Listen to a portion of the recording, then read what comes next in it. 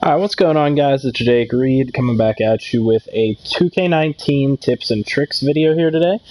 There was some demand on the channel for you guys to see some more 2K content, and so I figured what better time to bring it than today.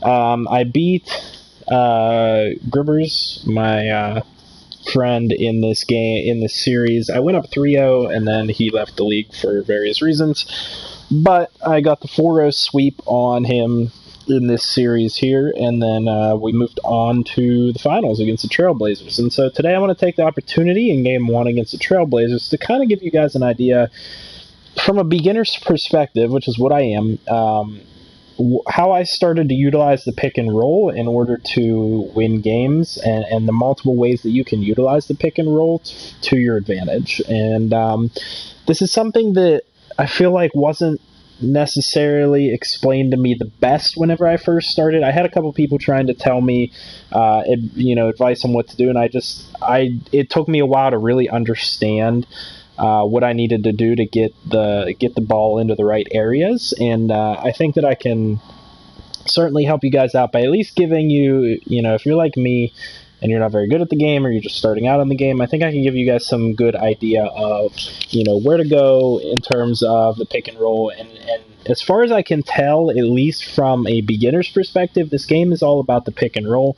And on a more general level, it's all about ball movement and player movement. And the reason that I'm going to emphasize utilizing the pick and roll mechanic is because your players will tend to not move very much and not get open if you don't utilize the pick and roll mechanic. And once I get the opportunity to jump into the game here, I will give you guys the couple different ways that I utilize the pick and roll going down the court. The couple different ways that I've picked up that can kind of get the ball into the hands of somebody that's open, and hopefully I'll be able to demonstrate them all for you. I don't know if I probably will play out the whole game, but I'm not going to play it out on camera here today.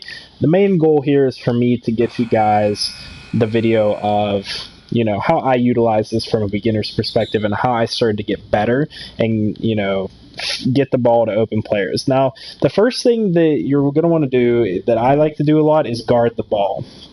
And then what I like to do is I like to get player movement by calling for pick and roll. So say I'm down here, I can get my players to move by holding in the pick and roll button, and they'll move to me. And so I'm not necessarily always utilizing the pick and roll mechanic as a way to get a pick. I'm utilizing it as a way to get my players to move around. And I'll try and show this to you better whenever I go down here next time. So what I'm saying is, I'm not necessarily going to call for a pick here, but I want my guy to run in that direction and just create player movement. And so what happens a lot of the time is your players are going to stand around and they're not going to move. And I'm obviously kind of misplaying because I'm talking, but you can create.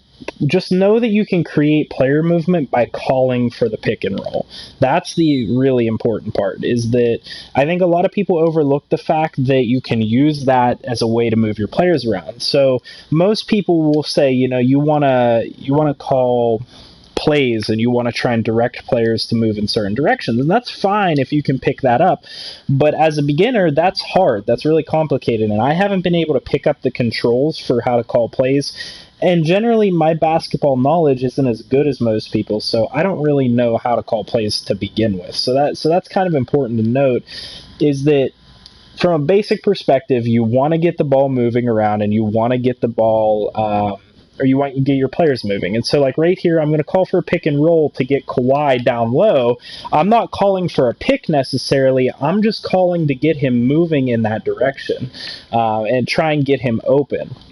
And then that leads actually right into my second point, is that you want to try and utilize the pick and roll to get the ball to your best players. And what you saw with that last possession before this one was I passed it down low and then called for the pick and roll, which is going to call for somebody outside to kind of follow you into the paint.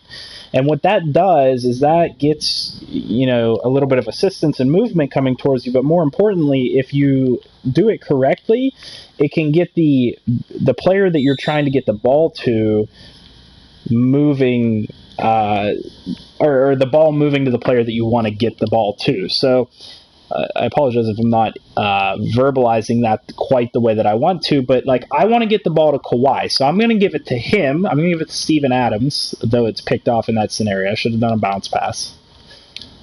Making errors because I'm talking. But I'm going to try and, what I'm going to show you is I'm going to try and force the ball to Kawhi, and I'm going to show you how. So I'm going to give it to Steven Adams here, or not Adams, I want to give it to Lance, and then I'm going to call for Kawhi to go down low and get him in a position where he can take a shot. I'm trying to force the ball to him by using the pick and roll. Now, these are kind of the slightly more, intricate things that I've been learning with the pick and roll, is that you can utilize it to get player movement. And this is all about experimenting and finding out what works for you. This isn't all necessarily going to work for you, but I'm going to get into the more basic things here in a second that's going to give you a better idea of like how you can actually utilize the pick and roll and how it's meant to be utilized. So say I want to get a shot off with De'Aaron Fox. I call for the pick and roll, and then you can go and do a pick and pop like that to generate space. And see, he got an open shot. It was called an illegal screen, which is fine, but that's one basic thing that you can do with the pick and roll mechanic, is to call for a pick player to come over to you. And this is like ultra basic. You call for the person to come over to you, and then they block your person from guarding you. You go around them and you just pop a shot real quick. And that's most effective if you're using that with somebody that can shoot a three or a long mid-range shot. That's kind of what you're looking for with utilizing the pick and roll like that, utilizing for a pick and pop. And I'll see if I can demonstrate that once again for you guys. So see if I can call for a thing here, and then I got space. See, it's an open shot. It doesn't go in because I don't have the best timing on it, but you get open timing with it. And the game, like I said, it's all about ball movement and everything, but it's also about timing. And if you get open shots and you get the bar timed well, the shot time well, then you're going to put more shots in. And so that's kind of item number 2 on the agenda to talk about in terms of pick and roll. Number 1 is getting actually, I guess it's number 3. So number 1 was learning to utilize the pick and roll in unconventional ways. You don't have to do it just to get a pick and roll. You can do it to kind of generate, player movement. If I go down low with the ball, say I go to Deontay Davis here, I can then call for a pick and roll and call for another player to essentially come in and help me out on like a double team offensively. Then number 2 is you can utilize the pick and roll to get the ball to your good players. So, say I want to get the ball to Taurean Prince, I call for that pick and roll, and that gets him open going in like that.